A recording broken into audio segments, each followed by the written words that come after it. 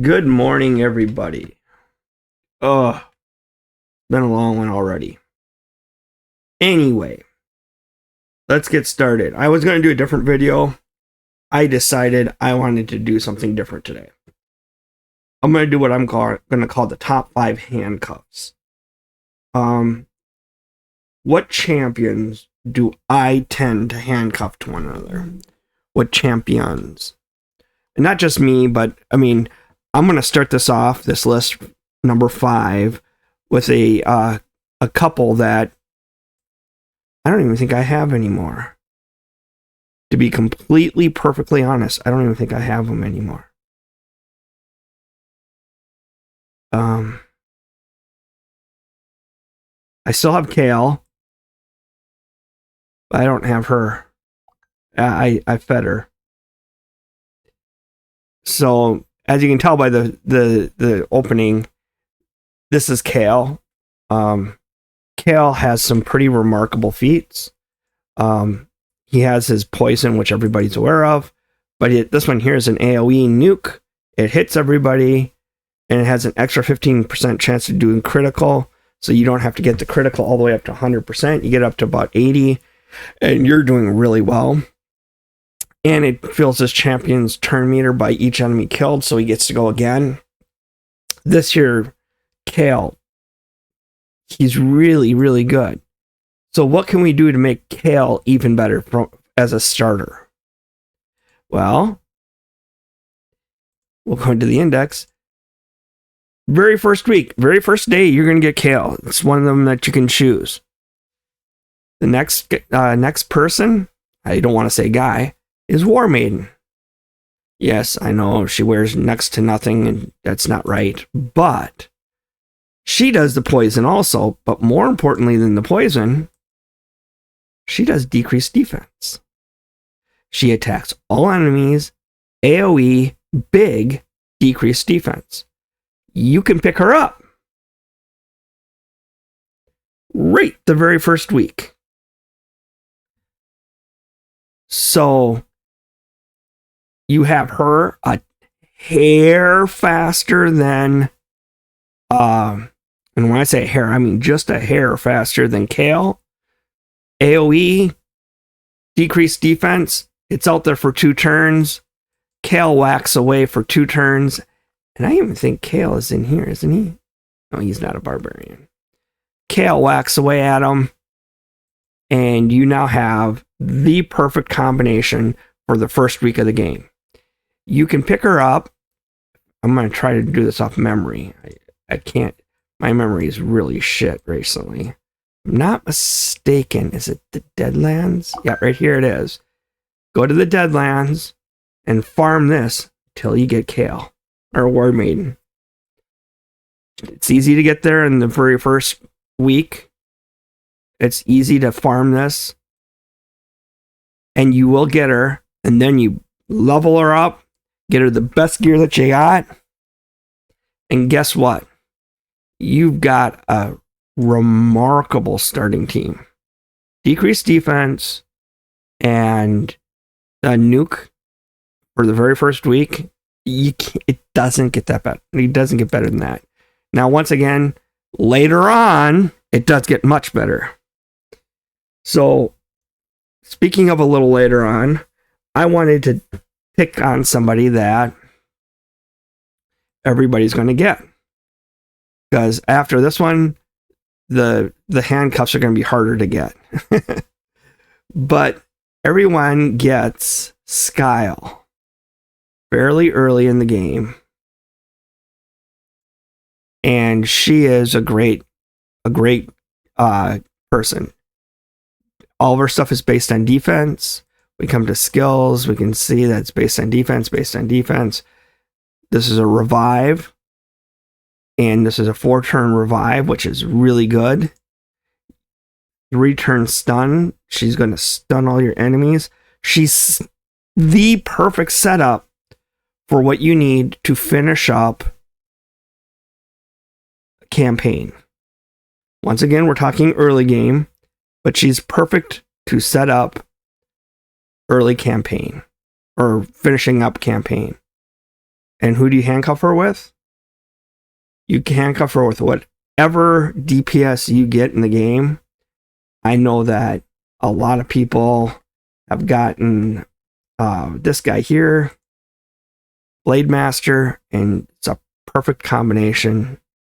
If you got into the game later or earlier than that, I did it with Ninja. No one can get Ninja. No one can get Blade Master anymore. But any DPS that you get, the best DPS that you get, from the game, handcuff her with Skye. And we're talking about the perfect duo to wrap up your, not clan boss, to wrap up your campaign and 3-star everything. Is it infallible? No, it isn't. You're going to have to change some things once in a while. But that's where we're at. Now we're going to start getting into some of the more, in this case, a handcuff that I really like. And it stars 2 nukers. Stalis. Stalis is a defense-based guy. All of his hits and stuff are based off of defense. He's going to build up an enormous defense in order to make him hit as hard as he can. And he can hit like a freaking Mack truck. He also reflects weaken, decreased defense, and poison. Okay? So people are going to think twice about giving your team that weaken, decrease defense. They don't think twice about poison, but anyways, and it's going to reflect it back. This is all very, very good. So a defense guy. So who do I handcuff him with? I already told you it's another nuker. I like to hook him up with Bivald for more than one reason. Remember, Stalis, his skill set, he does a stun, he does some AoE stuff, he does a lot of hit, he does decreased damage, decreased speed. He has all the stuff, to kind of do a little bit of mitigation. Bivald. Why do I like handcuffing him with Bivald? Bivald is an HP champ, as you can see here. And when you handcuff Bivald with him, you get a provoke or an AoE provoke and a leech and a strengthen and a shield. But also AoE. I mean, we're hitting nuke. We're hitting nuke. If somebody's team can last through these 4 nukes, they've got a much better team than I do. But let's say that they've got somebody that's just fantastic. I'm just pulling some random name out of a hat. Leoria, who can ignore defense, or some other guy that can ignore defense. He's going to kill Stalis in a half a second. But guess what? He's got so much HP, he doesn't die. If you have an attack guy that has so much attack that he can kill Bivald, he's not ignoring defense, and Stalis stays alive. Stalis puts out the stun. You bring back Bivald. Bivald puts out a provoke. And you're nuking again. You put out a shield. We're nuking again. You catch where I'm going with this handcuff? These 2 guys work so well together.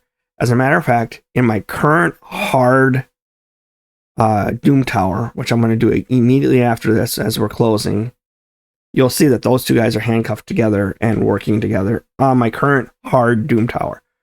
That's how much I like them. Number 2. This is a brand new one to the list. Estrid, we just got her. I legitimately got her a week ago. And her passive is what does this for me. Now, first off, let's go through her kit real quick. Increase speed, increase attack. Extra turn, decrease speed, weaken. Okay, so that means all I need to have is a decreased defense, and I've set up their team perfectly, and I've set up my team perfectly. She also does a sleep, which I don't care about. But here's the one that really gets me, that I just absolutely love. Whenever this champion or an ally has their turn meter increased, it heals all allies. It doesn't heal just some. All allies based on their max HP. The percentage of the heal is equal to half the turn meter increase. So that means if you got a 10% increase, you got a 5% HP heal. Okay? 10% turn meter, 5% heal. Who do I handcuff her with? Okay. I know this one here is fairly obvious for anybody who's been watching my channel for a while. Eric's. I have Eric's and Slayer. Slayer fills his turn meter by 5% every time an enemy is hit by an AoE. She only has AoEs. I'm always getting that. And it's per enemy hit with the AoE. So we're talking about, like on Hydra, it's a 20% AoE fill. You go to Spider, we're talking about, a lot. We're talking like 200%. And all of a sudden, you handcuff them together. She's filling herself up all the time, no matter what. Okay, so Eric's. The other thing that Eric's does, as I said, the AoEs, but Eric's has a passive. Fills the champion's turn meter by 5% each time an ally, including herself, inflicts a critical hit. So, if we're going up against Hydra, and we happen to have her at 100% crit rate, actually 110% crit rate. Okay, so we have her at 110% hit crit rate. She's going to crit every time she hits. She hits 4 heads, 5%. That's another 20%. So, whenever she goes off, she heals herself by 20% on Hydra, way more on Spider. And she also doesn't just heal herself, but she heals the entire team by that. Now, let's add a third handcuff to this, because Astrid's a little kinky. She likes to be handcuffed to 2 dudes. Or 2 people. And the other one I want to handcuff her with is Wallmaster. Why? I have, once again, Slayer, AoE, AoE, AoE, AoE. Actually, this is to himself, but it gives himself an extra turn immediately. So it's all AoEs. So just like Eric's, we're putting out more stuff. And then his passive increases this champion's max HP by 20% for each enemy killed or Hydra head decapitated. And this stacks up to 50,000. So if we can get the Great Wall to last a little while, Great Wall has so much HP. Holy cow. Eric's is throwing herself at him. So, or not Eric's, Estrid. So, Estrid, I handcuff her with Eric's for sure. But when not possible, it's a 3-way with Great Wall. We're talking about A, serious damage, and B, absolute healing. It's not carnage. And I'm going to show you this combo in just a minute. Number 1. This one here, it was hard for me to say this wasn't my number 1 handcuff. But my number 1 handcuff is Marishka And an epic, not even a legendary. Marishka and Godseeker. Marishka has this wonderful thing that when she dies, revive all dead guys with 50% and 75% turn meter. She also places block damage on all allies whenever an ally receives a bomb, poison, or HP burn. Doesn't say it happens. Now, once again, there is a 3-turn cooldown on this, so it doesn't happen, 25 times in a round. But this gives you a nice little block damage. But more important than that, it revives everybody. So what do you need to do then? Well, then, if we handcuff her with Godseeker, whose passive is, if an ally is about to get killed by a fatal hit, it preempts that hit and instantly places a revive on death buff on them for 1 turn before the damage is taken. Damage is taken, they get revived on death. So that means Marishka doesn't die. Marishka then gets revived. All of her cooldowns are replaced. And then when she dies, she brings back Godseeker. And guess what? Godseeker, when she dies, she brings back Marishka. And guess what I just created? I created my team. So I'm going to give you guys a couple examples here real quick. Sand Devil's Necropolis. I'm doing level 25. And look at my team. Marishka and Godseeker handcuffed together. And this team is 100%. Kills off the Sand Devil. It's not very fast, but it's effective and works. Doesn't matter the affinity. And because I'm using it with can't even think of her name, Acrizia, because I'm using it with Acrizia doesn't care that he doesn't take much damage and blocks most of it. He's still hitting a ton through everything. So that's my example. I love this team setup. And guess what? I'm using that in Doom Tower Hard also. My Doom Tower Hard, I'm just doing, and here you can see I have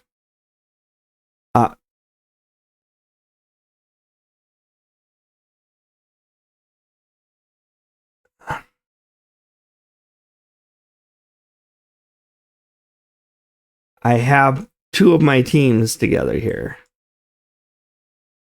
Godseeker and Marishka. I had to put in Python for one group just because of there were so many debuffs. I had to replace her with that. And look at this. These 2 guys handcuffed together. I have Armands there because, well, Armands is Armands and Armands is awesome. Armands does Armand stuff. But yeah, it's not the fastest thing in the world. It takes me a bit of time to get through these. As you can see, I'm slogging through it one at a time. But we do this. Now, every once in a while, you run into the guy that kills your guy and doesn't let him be revived. And at that point, I replace Armands with Helikath. And we hope for the best after that.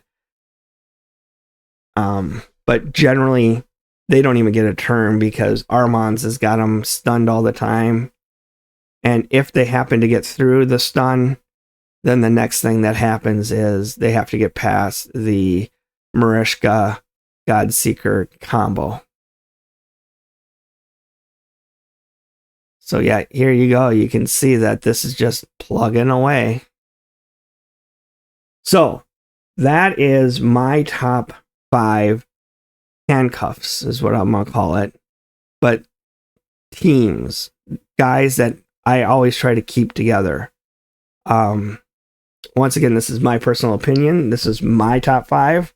This is not the top 5 because I know that Marishka and Taurus are awesome, but I don't have them together.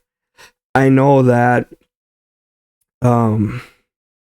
the dead couple is awesome. Rhodos and the bride and groom. So yeah, there are some really awesome other ones out there, but these are my personal handcuffs that I just like putting together. I love Astrid, and I didn't show the Astrid one. As soon as this finishes, screw it. We're far enough along. I know that I'm going to win this. I'll just redo it, and I come back to it. But Astrid and so even on my hardest hits, here you can see I have Astrid, Great Wall, and Eric's together. My hardest hit with her, I can't even break 100,000. But look at this damage that she puts out. 6 million, 9 million. And guess what? These guys stay alive for freaking ever because of Astrid. Astrid keeps them alive, keeps them moving, keeps them going forward. The other one that actually kind of helps this group out, if I had to put a 4th in that handcuff, is Inquisitor Shamel. Because Inquisitor Shamel, whenever anybody gets a debuff, he attacks that person and also gives a boost in the turn meter to that guy. So Inquisitor Shamel also gives everybody a boost in everything. So this was my first attempt. I didn't do any changes. I didn't do anything. I just put together a team based on a theory, and I came up with 22.4 million. So I kept that number. I should have probably done something better than that. But look at that. We're talking serious damage that we can put together, putting these guys together. Hell, if I had another really good nuker, I could put the good nuker in here and take out either Uko or Ugo. And I think that I could triple this number fairly easily. Rathalos Blade Master, I think you're coming in next. So, this is Leon, better known as Setters to my friends. Or Setters, better known as Leon to my friends. We'll talk to you guys later. Have a great day. Bye.